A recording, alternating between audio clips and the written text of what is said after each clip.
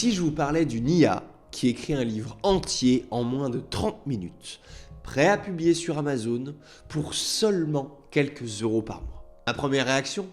Arnaque! Encore un de ces outils miracles qui promettent la lune et qui livrent du vent, comme tous les autres.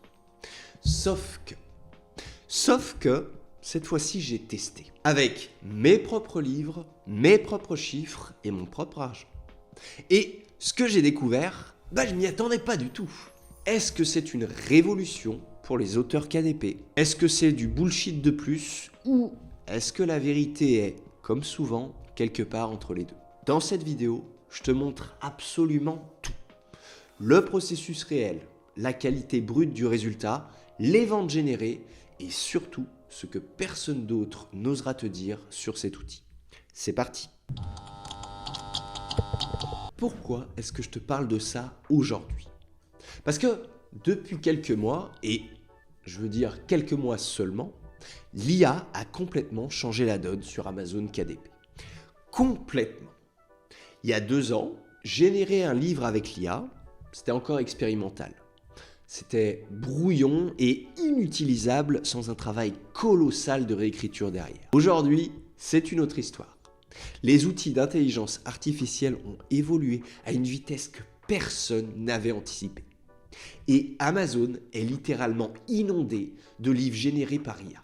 Des milliers chaque jour sur toutes les niches, dans toutes les catégories et sur tous les formats. Et dans le cercle, ma communauté d'auteurs, c'est la question qu'on me pose tout le temps, sans exception.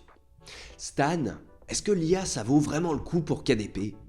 Stan, est-ce qu'Amazon pénalise les livres qui sont générés par l'IA? Ou encore, Stan, est-ce que tu utilises l'IA toi-même? Honnêtement, jusqu'à ce test, j'avais pas de réponse vraiment claire à donner. Du moins, pas une réponse basée sur mes propres données. Une réponse que je pouvais défendre les yeux fermés. Alors, j'ai décidé de faire ce que je fais toujours. Tester par moi-même. Documenter et, bien évidemment, vous partager ce que j'ai découvert. Parmi tous les outils IA que j'ai regardés ces derniers mois, et il y en a beaucoup, croyez-moi, un seul a vraiment retenu mon attention, c'est OneBookLab. Alors, pourquoi celui-là en particulier? Eh bien, parce que contrairement à la plupart des outils qui génèrent du texte générique et très décousu, OneBookLab a été pensé spécifiquement pour les auteurs KDP. Il ne génère pas juste du texte, il génère un livre structuré, cohérent, chapitre après chapitre, avec une logique narrative ou pédagogique qui tient la route. Du moins, c'est ce qu'il promet. Et j'ai voulu vérifier ça par moi-même. Alors, pas pour faire une pub, mais pour répondre une bonne fois pour toutes à cette question que tout le monde se pose. Est-ce que l'IA peut vraiment écrire et vendre un livre sur KDP? Eh bien, dans quelques minutes, vous aurez la réponse. Allez, on bascule donc sur mon écran et si pendant le test, tu veux découvrir OneBookLab, le lien est déjà en description, d'accord? Avec un code promo disponible. Mais regarde vraiment d'abord ce que ça donne et tu décideras après, ok? On arrive donc sur l'interface de OneBookLab. Alors, récemment, très récemment même, parce qu'à l'heure où je tourne, on est quoi? On est le 15 juillet et, cette nouveauté s'est sortie le 12 juillet. Il y a eu une grosse mise à jour qui a été effectuée et qui augmente vraiment la cohérence du livre. Alors, vraiment, c'est vachement utile sur absolument tout ce qui est livre de fiction, d'accord? Vraiment, on a maintenant une très, très grosse continuité et surtout une bonne cohérence dans les livres de fiction, ce qui était un petit peu plus délicat à produire il y a quelques temps. Ça fonctionnait, mais là, pour le coup, c'est vraiment bien. Aujourd'hui, pour le test, on va juste se concentrer sur la non-fiction. Donc, je vous ferai pas le test de la fiction en direct, OK? Et vous avez déjà des tutos pour voir, comment ça fonctionne. Alors, je fais juste une petite coupure, dans la continuité de la vidéo. J'ai évidemment eu un petit problème technique. J'ai l'audio qui a sauté pendant que je vous détaillais cette première partie. Alors, cette première partie, elle est pas tant extrêmement importante, d'accord? Parce que je vous montrais simplement comment est-ce qu'on configurait le livre. Mais je le faisais de manière assez simple. Je vous renvoyais justement notamment vers des vidéos qui existent déjà, une vidéo que j'ai déjà tournée, que vous pouvez retrouver par là, là, quelque part, je crois, enfin, sur votre écran, vous allez la voir quelque part. Et où je vous renvoyais aussi vers l'excellente vidéo de Jérémy Ferrand qui l'a détaillé. d'accord? Juste pour vous redonner un tout petit peu de contexte, OK, c'est pas grave, ça impacte pas le reste. Le reste, heureusement, le micro fonctionnait correctement, mais je vous détaillais simplement que, voilà, j'ai pitché une idée de livre sur comment planter des tomates pour les personnes seniors et retraitées. Je vous détaillais, la voie narrative que j'ai utilisée, la cible et la promesse du livre pour justement lancer, la génération de ce livre. Donc juste après cette petite intervention, vous allez retrouver justement la relecture, du livre. Voilà, je vous laisse reprendre la vidéo. OK, il s'est passé exactement, 10 minutes depuis que j'ai lancé la génération, du livre et j'ai déjà mon livre de prêt. Alors 10 minutes, c'est un temps assez court quand même étant donné que là, il y a très peu de chapitres, c'est un petit, livre, enfin livre brut du moins. C'est un petit truc. De manière générale, il faut une vingtaine, trentaine de minutes, d'accord? Encore une fois, c'est quand vous faites les choses correctement, OK? Mais j'ai déjà mon livre de prêt, enfin du moins sa première version, d'accord? Parce que évidemment, la vitesse, c'est bien, mais ça ne fait pas tout, d'accord? Enfin, pour le coup, ce que je veux dire par là, c'est que c'est beaucoup plus rapide que si vous utilisiez par exemple ChatGPT, d'accord? Que vous construisiez un livre en, quelques heures, qui vous demande, de suivre correctement la cohérence. C'est quand même des tâches assez répétitives. Il faut lui envoyer à chaque fois, OK, fais-moi l'introduction, fais-moi le chapitre 1, fais-moi, etc., etc. Parfois, il perd le fil, etc. Vraiment, souvent, c'est une très grosse perte de temps de générer un livre directement depuis, des IA, autres que OneBookLab. Là, pour le coup, ce qui est vraiment bien avec cet outil, c'est que tout est centralisé et tout se fait en même temps de manière assez rapide. Pour le coup, je suis vraiment impressionné de la vitesse de production, mais la vitesse, c'est bien, mais ça ne fait pas tout. La vraie question, c'est pas tant la vitesse, c'est surtout la qualité. Et ça, pour le coup, on va le voir ensemble. Alors, évidemment, quand vous écrivez un livre à l'IA, que ce soit avec OneBookLab ou X, Y, Z outils, le tout, c'est vraiment de relire son livre et de retravailler son livre soi-même.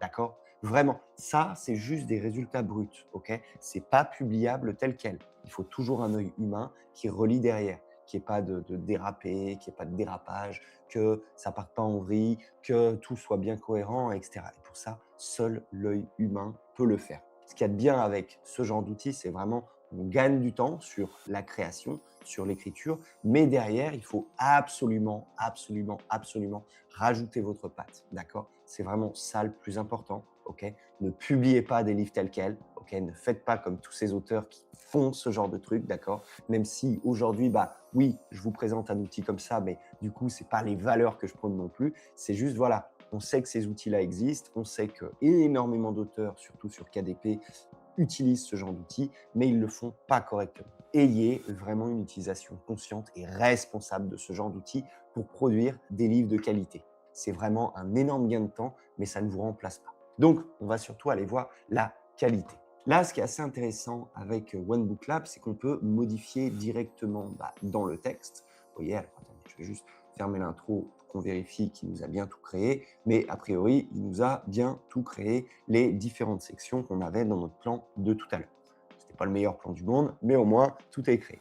Et on peut directement tout modifier ici. On peut aussi le faire régénérer, des sections. Vous voyez, on peut la modifier, on peut la recréer, on peut la faire plus longue, on peut la faire plus courte. On peut faire énormément de choses. Si par exemple, on se met sur le chapitre 1, section 1, sélectionner des variétés robustes, on va lui dire, allez, fais-moi ça un petit peu plus long. On peut lui dire au niveau de la régénération, OK, qu'est-ce que vous voulez qu'on rajoute dedans? Qu'est-ce qu'on peut modifier? Qu'est-ce qu'on peut ajouter? Comment est-ce qu'on prend le chapitre? Et etc. On peut vraiment tout modifier et ça, c'est un super aspect. C'est vraiment très sympa. Surtout si vous avez des prompts détaillés. Si vous avez vraiment fourni beaucoup de données à la base, c'est très rare qu'ils se plantent. D'accord? Évidemment, il y a des problèmes pas orthographiques, parce qu'au niveau de l'orthographe, c'est plutôt bon, mais il y a souvent des problèmes de tournure. Après, ça, c'est un problème qui est inhérent à l'IA. Et encore une fois, c'est votre œil qui doit résoudre ça. Pas une IA, c'est vous-même. OK. Donc, si on se concentre sur l'introduction, on va voir un petit peu l'introduction en détail. On va faire la critique, on va essayer de le régénérer. Enfin, le régénérer, on va essayer de le réécrire. Je ne ferai pas tout parce que sinon, la vidéo durerait peut-être 5 ou 6 heures. Mais voilà, on se fait une petite partie pour voir ce que ça donne. OK. On va se faire une petite critique. Est-ce qu'il a fini de régénérer? Oui, pour le coup, il a fini de régénérer. Il a fait ça un petit peu plus long. Notre but là, c'est pas de régénérer ça. On veut juste aller critiquer un petit peu la qualité du bouquin. D'accord? La qualité de, du moins, son introduction. La retraite offre un cadeau précieux. Ce cadeau, c'est le temps de ralentir.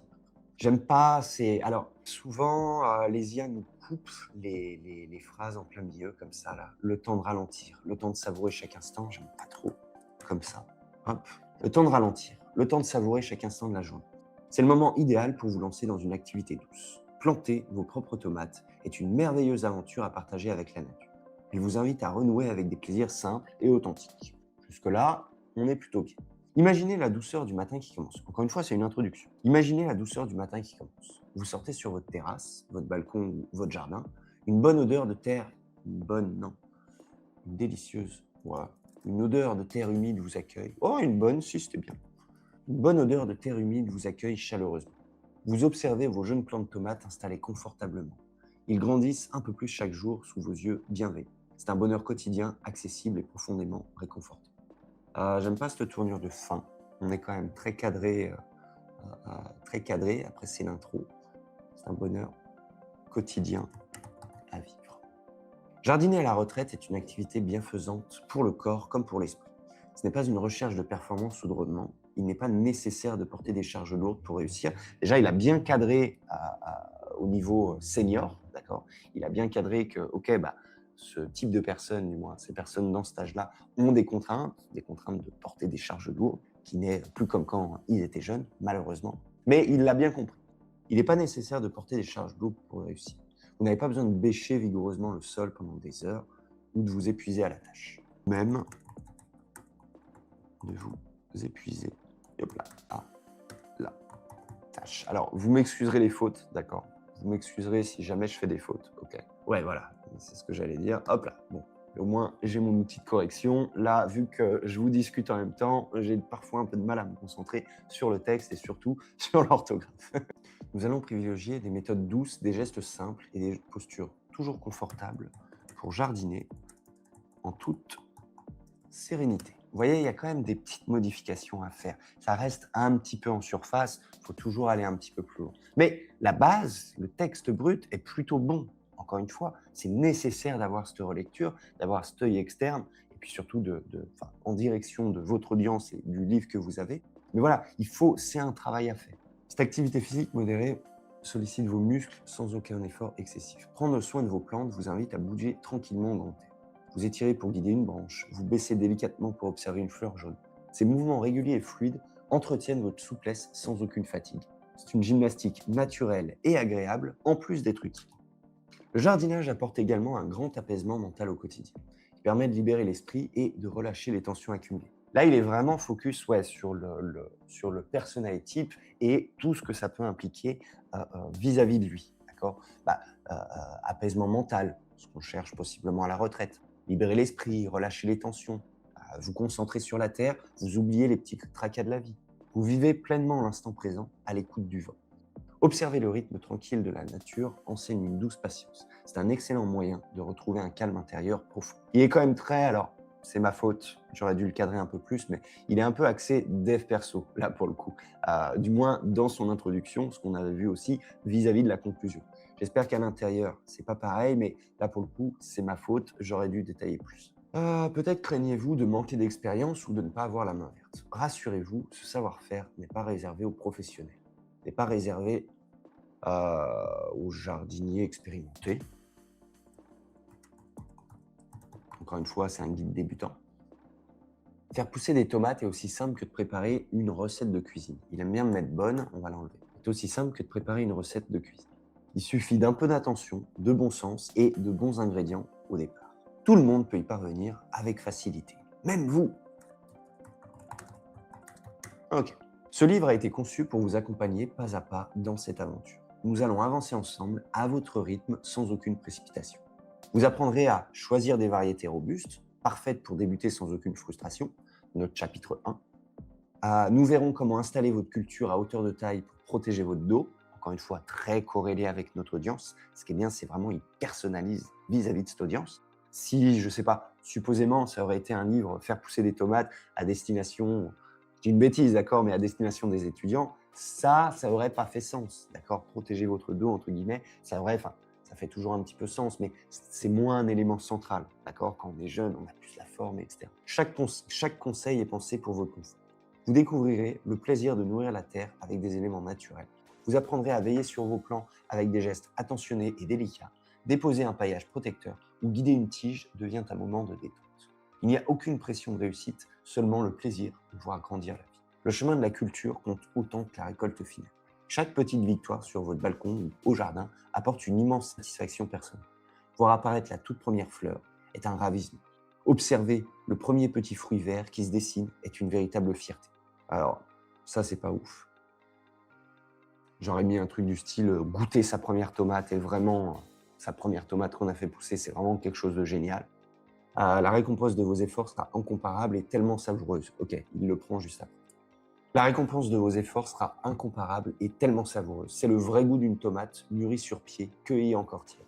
Une saveur sucrée, juteuse et parfumée qui réveille instantanément les plus beaux souvenirs d'enfance. C'est beau. Vous aurez le plaisir de partager ces récoltes avec vos proches. Vos salades d'été auront désormais un parfum unique de fierté et de partage. Bienvenue dans cette belle aventure. Végétale et humaine, j'aime pas. Bienvenue dans cette belle aventure qu'est le jardinage. Installez-vous confortablement et laissez-vous guider. La nature vous attend avec bienveillance pour partager ses plus beaux trésors. Bon, on l'a vu, c'est pas totalement parfait, d'accord? Il y a un petit peu de réécriture à faire. La direction n'était pas incroyable dès le départ, c'est de ma faute, je l'assume.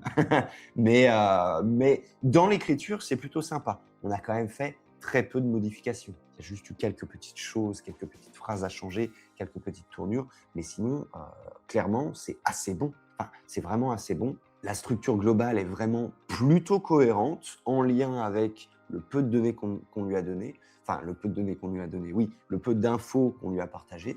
Donc, vraiment assez bon. Imaginez la puissance que ça peut avoir quand vraiment vous avez correctement travaillé votre univers, votre personae, tout votre livre en fait, avec le plan, avec les chapitres, etc.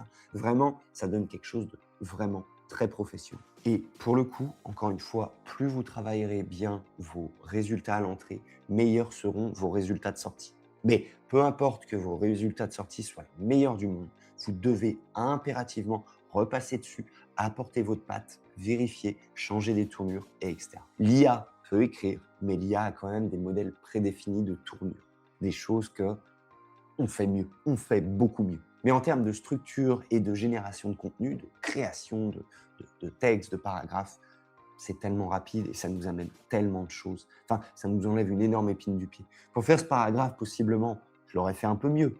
Là, je l'ai retravaillé un petit peu mieux, pas totalement. Mais pour se faire rien que ce paragraphe, j'aurais peut-être mis qu'une journée. On l'a fait en 10 minutes. Et en plus, on a développé tout le reste du livre. Voilà.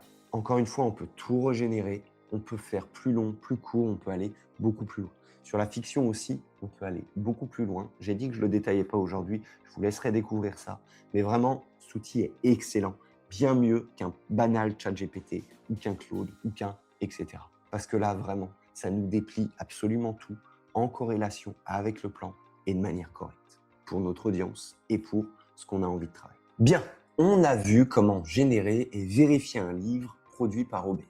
Maintenant, on va passer au résultat. On va passer au résultat sur un livre que j'ai fait avec OneBookLab et que j'ai publié pour ce test. Vis-à-vis du livre que je vais vous présenter là dans quelques instants, dessus, j'ai investi 1 heure de réflexion pour définir le sujet et la cible, 30 minutes de génération et 2h30 de personnalisation, d'accord? Sans compter la publication, ok? Ce qui fait à peu près 4 heures en tout passées sur ce livre. Je vous présenterai les résultats juste après et vraiment, vous allez voir, c'est assez bluffant. Parce que je n'ai pas utilisé les méthodes que j'utilise habituellement. Je n'ai pas fait de lancement correct, je n'ai pas développé le livre au maximum du potentiel, comme je pourrais le faire sur un vrai projet de livre que je publierai. Pour le coup, je n'ai même pas publié la version e-book pour faire un lancement livre gratuit. Non, j'ai vraiment voulu faire un test neutre afin de vous le présenter, voir ce que ça pouvait donner si vous aussi, vous le faisiez. Et pour le coup, faut dire les choses, cet outil m'a vraiment fait gagner un temps fou, mais vraiment. Et en auto-édition, comme partout ailleurs, le temps, c'est de l'argent. Pour le coup, ce qui me frappe le plus, c'est pas les ventes en elles-mêmes, c'est pas forcément ça. C'est vraiment le ratio entre temps investi et revenus générés. Franchement, c'est là que One Book Lab change vraiment la donne. Et encore une fois, j'ai pas publié le livre de manière poussée. Imaginez si je l'avais fait de manière poussée. Vous allez voir, je vous présente ça. Donc, voici le livre que j'ai publié avec One Book Lab, que j'ai fait développer avec One Book Lab, que j'ai retravaillé correctement. Encore une fois, je n'ai pas fait un lancement correct, j'ai vraiment juste publié de manière très neutre. On le voit, le livre a été publié il y a un petit moment déjà, mars. Je voulais vraiment avoir un petit peu de data. Ça fait un moment que j'avais préparé ça. Je voulais avoir un petit peu de data pour cette vidéo et justement vous présenter les résultats. On n'a eu qu'un seul avis sur le livre. Je crois que j'ai même pas mis d'appel à avis dans le livre pour vous dire. Donc, même avec un seul avis, on arrive quand même à faire des trucs assez intéressants pour le coup. Et ce qui est frappant, c'est surtout le classement. Le classement, donc depuis le départ, depuis que le livre a été publié, on a réussi à atteindre des classements assez bas. Classement 7000 vers le démarrage. Là, on a un classement 6000, classement 7000, et etc. Et le livre fluctue plutôt bien pour le coup. Le livre vend plutôt bien. C'est assez intéressant, vraiment. Là, actuellement, je crois qu'il est remonté un tout petit peu. On a eu, bon, c'est les vacances, hein, les gens évitent de lire ce genre de livre, mais il vend toujours très bien. En termes d'investissement publicitaire dessus, sur ce livre, j'ai investi à peu près 300 € hors taxe, d'accord? Je récupère la TVA, donc je parle en hors taxe. J'ai investi 300 € hors taxe et depuis la publication, donc fin mars, donc ça fait quoi? 3 mois et demi à peu près, ce livre a généré 824 € depuis la publication. Ce qui nous donne, si on fait un rapide calcul, 824 moins 300 €, on est à 524 € de bénéfices hors publicité sur ce livre. Alors, je n'ai pas déduit mon imposition, je n'ai pas déduit ce genre de choses, d'accord? Je veux juste vous montrer le résultat brut net de publicité. Ce qui nous donne 524 € net de publicité. Le livre est publié depuis 3 mois et demi. Donc, si on divise ce résultat par 3,5, ça nous donne un livre qui génère quand même mensuellement, net hors publicité, pas hors impôt, qui nous rapporte quand même 149 € mensuels dans la poche. Ce qui est plutôt intéressant, et si on le met en corrélation avec justement le coût de l'abonnement, on gagne 2 fois plus que l'abonnement sur One Book Lab. Et One Book Lab nous permet de faire jusqu'à 6 livres par mois. 6 livres de non-fiction par mois. Pour le coup, là, les chiffres sont là. Vraiment, je ne vais pas vous les inventer. Hein, ils sont sous nos yeux. Et franchement, pour un premier test, d'accord, un premier test honnête et surtout neutre, bah, je ne m'y attendais pas. Je m'y attendais pas. Je pensais faire un petit peu moins. Mais enfin, ce n'est pas le livre le plus rentable de tout l'univers, mais c'est vraiment intéressant. Alors, attention, ce n'est pas magique non plus. D'accord? Je ne vous dis pas, OK, bah, faites des livres à la chaîne, publiez, publiez, publiez. Non, absolument pas. Vous me connaissez, ce n'est pas ce que je prône. Mais c'est juste un levier. Et comme tous les leviers, ça dépend vraiment de comment est-ce qu'on l'utilise. Si j'avais eu cet outil quand j'ai commencé sur KDP, honnêtement, j'aurais vraiment économisé des mois de travail. J'aurais économisé des mois de travail, des mois de temps de création, justement. J'aurais accéléré et j'aurais pu aller beaucoup plus vite. Après, et évidemment, comme je n'ai pas arrêté de le dire tout au long de la vidéo, attention, ça ne vous remplace pas, d'accord? Ça ne remplace pas votre travail. Vous devez impérativement retravailler votre livre, d'accord? Que ce soit le contenu intérieur, le contenu généré, mais aussi le marketing, la couverture, la page de vente, le titre, etc. Vous ne pouvez pas publier un livre tel quel, sorti de One Book Lab. Mais vous vous en servez pour la matière brute que vous allez obtenir et que vous allez pouvoir retravailler. Mais pour le coup, là, l'outil est vraiment déjà rentabilisé sur un seul livre. Alors, imaginez sur 6 livres mensuels ou 3 livres de fiction. Imaginez sur des livres dont le marketing est très bien travaillé, des livres dont le lancement est fait correctement. Vraiment, ça a un potentiel énorme pour peu que vous fassiez les choses correctement et honnêtement. Donc, faites-le. One Book Lab, c'est une énorme opportunité pour gagner en vitesse de production, mais elle ne vous dispense pas de faire les choses correctement. Donc, faites les choses correctement. Encore une fois, je ne prône pas l'IA en termes d'écriture, je prône la vitesse de production. Et pour ça, One Book Lab, c'est vraiment le meilleur. Le lien est dans la description de la vidéo. Vous avez 20% de réduction avec mon code promo. Alors, n'hésitez pas à vous faire une idée par vous-même. N'hésitez pas à aller tester l'outil par vous-même et voir s'il peut vous convenir ou non. Mais il faut impérativement que vous testiez cet outil. Alors voilà, On a vu le test, on a vu les chiffres, et maintenant la vraie question, celle qui change tout, comment est-ce qu'on utilise ça intelligemment? C'est là que la plupart des auteurs vont se planter. Pas parce que l'outil est mauvais, non, on vient de le voir, l'outil est très bon. Mais parce qu'ils vont l'utiliser comme un raccourci et pas comme un levier. Ils vont l'utiliser comme un objet de flemme. Et ça, c'est une erreur fondamentale. Donc, je vais te donner les 3 règles que j'ai établies après ce test. 3 règles concrètes pour utiliser l'IA sur KDP sans te tirer une balle dans le pied et sans vendre de la daube. Règle numéro 1. L'IA fait le gros du travail, mais toi, tu fais le travail qui compte. Qu'est-ce que l'IA fait vraiment bien en fait? La structure, le volume, la cohérence globale d'un chapitre à l'autre, la mise en place d'une progression logique. En 30 minutes, elle produit ce qui te prendrait normalement plusieurs semaines au grand minimum. C'est factuel, hein, on vient de le voir ensemble.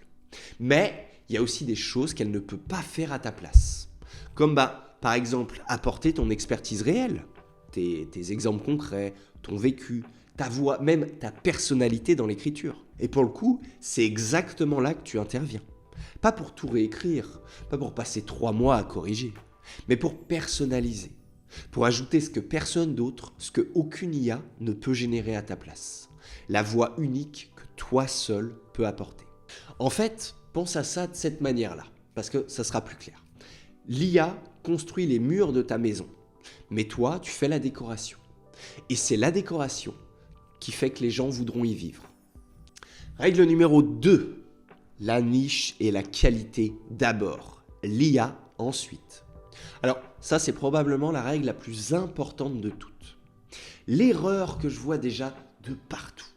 Des auteurs qui utilisent l'IA pour générer des livres sur n'importe quelle niche, rapidement, en masse, sans valider quoi que ce soit au préalable.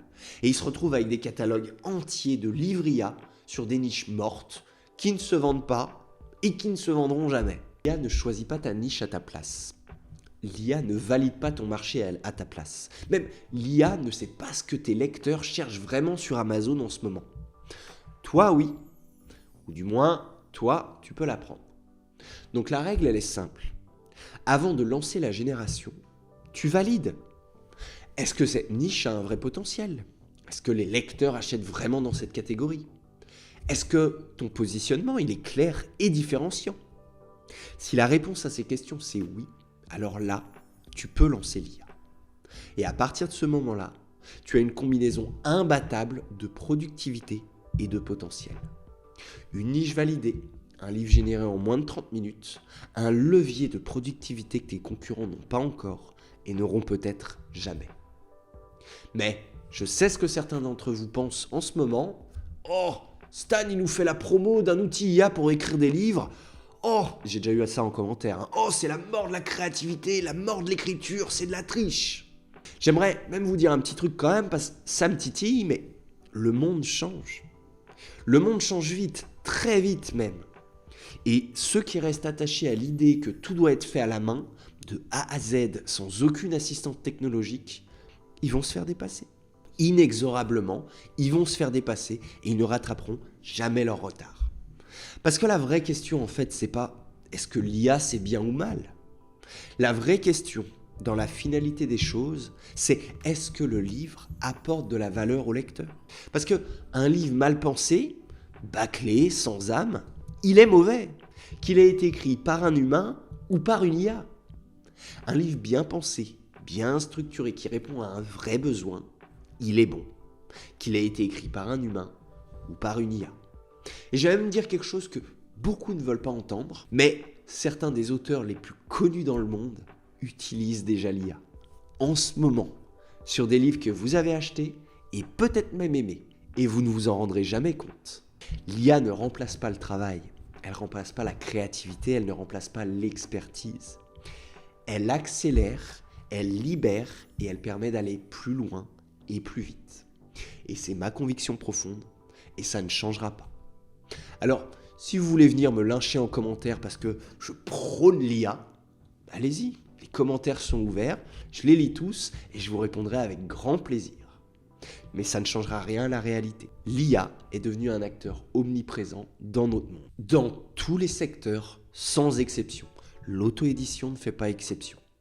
Alors autant l'utiliser intelligemment, éthiquement et avec une vraie stratégie derrière. Qui nous amène à la troisième et dernière règle, utiliser l'IA pour aller plus vite, pas pour éviter le travail. L'IA ne remplace pas la stratégie.